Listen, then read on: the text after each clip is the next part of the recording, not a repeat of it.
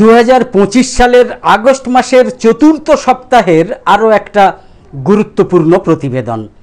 কোনো দেশে যখন একদলীয় মানে একটা দলের শাসন শুরু হয় তখন সেই দেশে গণতন্ত্রের সর্বনাশ শুরু হয় কিভাবে, তাই নিয়েই আজকের ভিডিও, যার শিরোনাম হচ্ছে একদলীয় শাসনের দিকে যাত্রা, গণতন্ত্রের সর্বনাশ।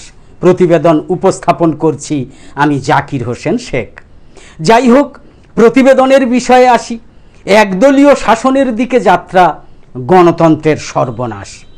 উন্নয়নের মঞ্চ, মেট্রোর উদ্বোধন, সেনার বাহাদুরি সবই আজ ক্ষমতা দখলের সোপান নরেন্দ্র মোদীর কাছে।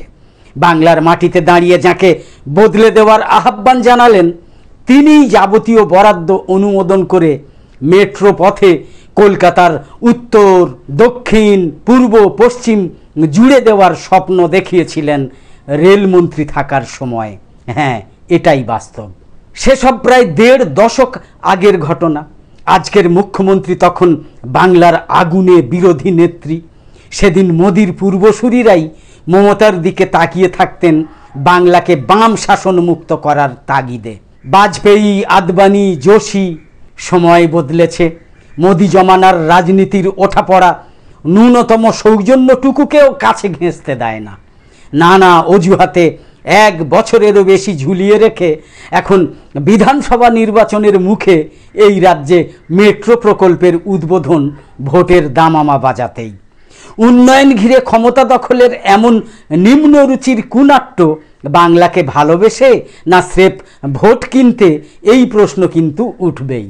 সরকারি মঞ্চ থেকে উদ্বোধন আর পাশের রাজনৈতিক স্টেজ থেকে বাংলায় পরিবর্তনের ডাক একদা সংঘ প্রচারক রাষ্ট্রনেতার মুখে কতটা শোভন।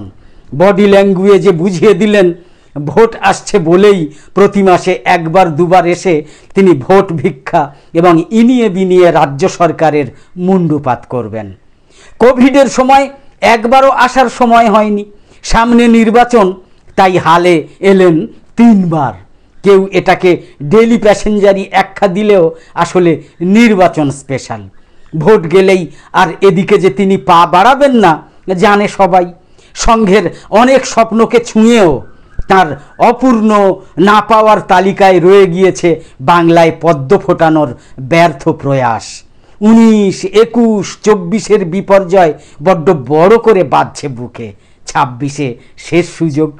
ফসল ফলানো কঠিন জেনেও বারংবার এখানে আসা জমি কতটা উর্বর হলো সেটা মাপতে সার দিচ্ছেন, জল দিচ্ছেন, কিন্তু কাঁটা গাছের ঝোপ ছাড়া কিছুই তো ফলছে না গেরুয়া বাগানে। অথচ পশ্চিমবঙ্গ দখলের ধনুর ভাঙা পণ করে বসে আছেন রাজনৈতিক সমাপতনের নাছোড় নায়ক। এই মুহূর্তে নরেন্দ্র মোদীর স্বপ্ন গণতন্ত্রকে ঘুম পাড়িয়ে দেশকে একদলীয় শাসনের দিকে নিয়ে যাওয়া। সেই পথে যে বাধাগুলো 75 বছর বয়সে পদার্পণের মুহূর্তে তাকে ঘুমোতে দেয় না, তার একটা নাম নিশ্চিতভাবেই মমতা বন্দ্যোপাধ্যায়। একে একে সাংবিধানিক সংস্থাগুলো তার রক্তচক্ষুর সামনে তাৎপর্য হারিয়ে ধূসর অ্যানিমিয়া রোগী। নির্বাচন কমিশন সুষ্ঠুভাবে ভোট পরিচালনায় মন দেওয়ার পরিবর্তে বিরোধী নেতৃত্বকেই শাসাচ্ছে, ভয় দেখাচ্ছে। কার প্রচ্ছন্ন প্রশ্রয়? তদন্ত সংস্থা সিবিআই, তদন্ত সংস্থা ইডি আয়কর দুর্নীতির বিরুদ্ধে লড়াইকে বিরোধীদের জেলে পোড়ার মরিয়া অভিযানে পরিণত করেছে। একতরফা 30 দিন জেলে থাকলেই জনতার রায়ে নির্বাচিত মুখ্যমন্ত্রীকে পর্যন্ত বিনা বিচারে ঘ্যাচাং ফু করার আয়োজন বিরোধী শক্তিকে টেনে শূন্যে নামিয়ে আনতেই। 200 অভিযোগ বিচার ব্যবস্থার বিরুদ্ধে। উচ্চ আদালতের রায়কেও প্রভাবিত করছে দেশের সরকার। বলছে যুযুধান প্রতিপক্ষ। দেশ জুড়ে গেরুয়া সর্বস্ব একতন্ত্র প্রতিষ্ঠায় সর্বাগ্রে বাধা মমতার তৃণমূল। আছে নেহেরু গান্ধীর কংগ্রেস, একটু দূরে তামিলনাড়ুর ডিএমকে এবং আর সামান্য কিছু ছোট ছোট দল। বিহারে নীতিশের দল বিজেপির কোলে। দেশের সবচেয়ে ধনী মুখ্যমন্ত্রী চন্দ্রবাবু নাইডুও সেই পথেরই পথিক।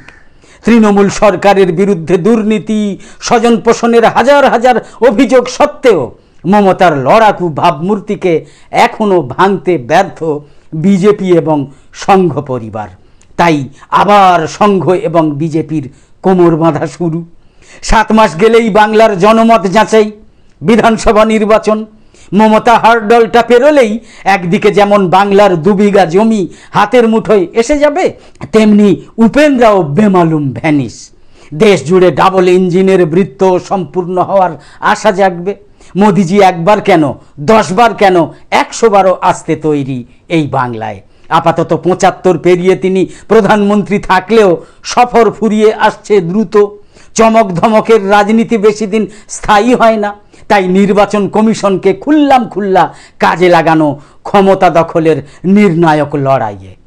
এসআইআরের মাধ্যমে খেলা শুরু ভোটার তালিকা থেকেই। বিহারে 65 লক্ষ মানুষ খসড়া তালিকায় নেই। বাংলায় লক্ষ 1.25 কোটি নাম বাদ দেয়া। তালিকা নিয়ে ঘুরছেন গেরুয়া নেতারা। প্রশ্ন একটাই, নির্বাচন কমিশন বশংবদ হয়ে গেলে গণতন্ত্রকে জল হাওয়া সার দিয়ে বাঁচিয়ে রাখবে কোন শক্তি?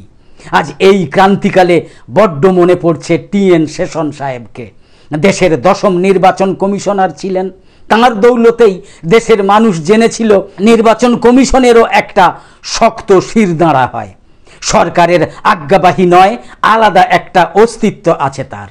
1955 ব্যাচের তামিলনাড়ু ক্যাডারের আইএএস অফিসার 1989 সালে ক্যাবিনেট সচিবের দায়িত্ব পালন করেছিলেন।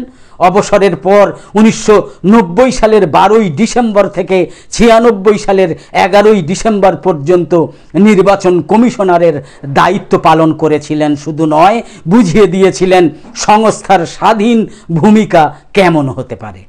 সরকারের সঙ্গে সংঘাতে গিয়ে দেশ জুড়ে ঝড় তুলেছিলেন। এমনকি তৎকালীন কেন্দ্রের আইনমন্ত্রী এবং সর্বোপরি প্রধানমন্ত্রী পিভি নরসিমা রাওয়ের নির্দেশ অমান্য করার সাহস পর্যন্ত দেখিয়েছিলেন। তারই ফলশ্রুতি আজকের সচিত্র ভোটার কার্ড, যা চালু হয়েছিল সেশন সাহেবেরই আমলে 1993 সালে। ভোটার কার্ডের আজ 32 বছর হয়ে গিয়েছে। আজ এসআইআর করতে গিয়ে নতুন রূপে সামনে আসা নির্বাচন কমিশন বলছে ভোটার কার্ড নাকি নাগরিকত্বের প্রমাণ নয়। আধার নিয়েও বিস্তর টালবাহানা চলছে। শেষে অবশ্য সুপ্রিম কোর্ট আধারকে মান্যতা দেওয়ায় নাম বাদ যাওয়ারা কিছুটা স্বস্তি পেয়েছেন। কিন্তু এই আঘাত বারে বারে নেমে আসবে, আরও সংগঠিতভাবে নেমে আসবে। চ্যালেঞ্জটা এখানেই। এই জন্যেই প্রতিবাদী, রুখে দাঁড়ানো বিরোধী রাজ্য সরকারকে নিকেশ করার এত আয়োজন বিজেপির। সেদিনের নির্বাচন কমিশনের সঙ্গে আজ বিস্তর ফারাক। আগে যেখানে মুখ্য নির্বাচন কমিশনার নিয়োগের ভার ছিল প্রধানমন্ত্রী, বিরোধী দলনেতা এবং সুপ্রিম কোর্টের প্রধান বিচারপতির, তা এখন চলে গিয়েছে সরকারের হাতেই, কেন্দ্র সরকারের হাতেই। এই ভয়টাই পেয়েছিলেন বি.আর. আম্বেদকর এবং তাঁর সতীর্থরা। নির্বাচন কমিশনকে নিজের নিয়ন্ত্রণে নেওয়ার চেষ্টা করবে দেশের সরকার। It is quite possible that some party is power who wants to win the next election may appoint a staunch party man as chief commissioner. 1 সপ্তাহ আগেই আমরা স্বাধীনতার 79তম স্বাধীনতা দিবস পালন করেছি। কিন্তু আমাদের সংবিধান, আমাদের মৌলিক অধিকার আজ এক সন্ধিক্ষণে দাঁড়িয়ে। কারণ আম্বেদকরের আশঙ্কাই সত্যি হচ্ছে। নির্বাচন কমিশন অনুগত সংস্থায় পরিণত হয়ে গিয়েছে। এই ঘটনা গণতন্ত্রের পক্ষে বিপজ্জনক। বর্তমান মুখ্য নির্বাচন কমিশনার জ্ঞানেশ কুমার অমিত শাহের ঘনিষ্ঠ বলে দিল্লির ক্ষমতার বৃত্তে অনেক দিন ধরেই চর্চিত। তার হয়তো একটা কারণ, তিনি অমিত শাহের মন্ত্রকের সচিব ছিলেন। তিনি দায়িত্বে থাকাকালীনই কাশ্মীর থেকে 370 ধারা প্রত্যাহার করা হয়েছিল। অযোধ্যার রাম মন্দির নির্মাণেও গুরুত্বপূর্ণ দায়িত্ব সামলেছেন তিনি। রামলালা মূর্তি নির্বাচনের নির্বাচক মণ্ডলীরও সদস্য ছিলেন এই জ্ঞানেশ কুমার। এমনকি জ্ঞানেশ কুমারের পরিবার কী ধরনের সুবিধা ভোগ করছেন তা নিয়েও প্রশ্ন তুলছেন বিরোধীরা। কিন্তু সাধারণের ভয়, এই কমিশনের হাতে দেশের ভোট প্রক্রিয়া নিরপেক্ষ থাকবে তো, এটাই সাধারণের ভয়। বিহারে খসড়া তালিকায় 65 লক্ষের নাম বাদ পড়েছে। এখন আধার কার্ড জমা দিয়ে বাদ পড়াদের কতজন নিষ্কৃতি পাবেন তা সময়ই বলবে। বিহারের পরই বাংলার পালা, ভয়টা এখানেই। আঘাতটা কিন্তু আর একমাত্রিক নয়। সব অর্থেই এবার বহুমাত্রিক। অভিযোগ প্রমাণিত হওয়ার আগেই শাস্তির বিধান আমাদের দেশের বিচার ব্যবস্থায় একেবারেই নেই। তাহলে কোন সংবিধানের জোরে ট্রায়াল শুরুর আগেই একজন মুখ্যমন্ত্রী তার চেয়ার হারাবেন?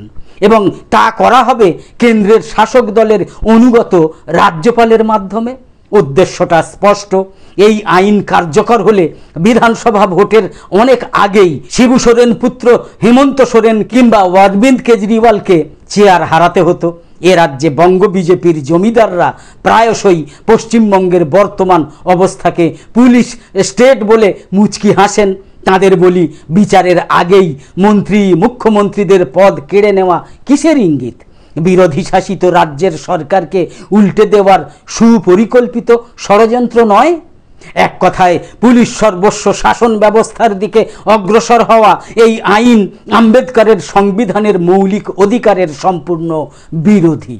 দুর্নীতির বিরুদ্ধে লড়াই চালাতে কঠিন এবং কঠোর আইন সময়ের দাবি, কিন্তু বেছে বেছে বিরোধীদের টার্গেট করে দেশে একদলীয় শাসন কায়েমের ষড়যন্ত্রকে কোনো মতে সমর্থন করা যায় না। কিছুদিন আগেই জরুরি অবস্থার অর্ধশতক উদযাপন করা হয়েছে। তার আগে বাবা সাহেব আম্বেদকরকে স্মরণ করে সংবিধান দিবসও পালিত হয়েছে সংসদের অন্দরে।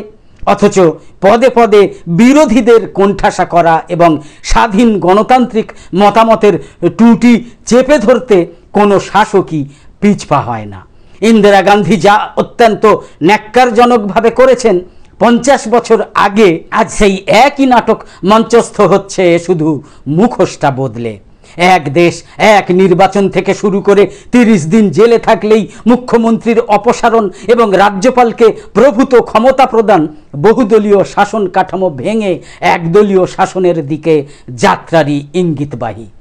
এত বেশি ক্ষমতা যদি একটা ধর্মের ভিত্তিতে গড়ে ওঠা রাজনৈতিক দলের হাতে কেন্দ্রীভূত হয়, তাহলে বলতেই হবে 100 বছর নয়, তার অনেক আগেই আমাদের যুক্তরাষ্ট্রীয় কাঠামো, সাধারণতন্ত্র এবং সর্বোপরি মুক্ত চেতনার গণতন্ত্রের টিকে থাকার পক্ষে এক সংকটকাল উপস্থিত হতে চলেছে। কাঠামো ধ্বংস হওয়ার অর্থ সংবিধানের অস্তিত্বই বিপন্ন হওয়া। বাংলা দখল নয়, শুধু মমতা বন্দ্যোপাধ্যায়কে সরানোই নয়, সুচারুরূপে এই সংবিধান দখলের কাজটাই সম্পন্ন করতে চাইছেন নরেন্দ্র মোদী। এক দেশ এক নির্বাচনের আড়ালে এক দেশ এক দলের প্রতিষ্ঠা। 24শে আগস্ট 2026 সোমবার দৈনিক বর্তমান পত্রিকায় লিখেছেন হিমাংশু সিংহ। আমাদের ভিডিওর বিষয়বস্তু ভালো লেগে থাকলে ইউটিউবে নোটিফিকেশান পেতে সাবস্ক্রাইব করে পাশের বেল আইকন অন করে রাখুন। আর ফেসবুকে ফলো করে আমাদের আরও নতুন নতুন ভিডিও বানাতে এবং লাইভ সম্প্রচারে উৎসাহিত করতে লাইক, কমেন্ট এবং শেয়ার করে সঙ্গে থাকুন। তো আপাতত শেষ করছি। কামনা করি সকলে সবসময় খুব ভালো এবং সুস্থ থাকুন, সাবধানে থাকুন। ধন্যবাদ।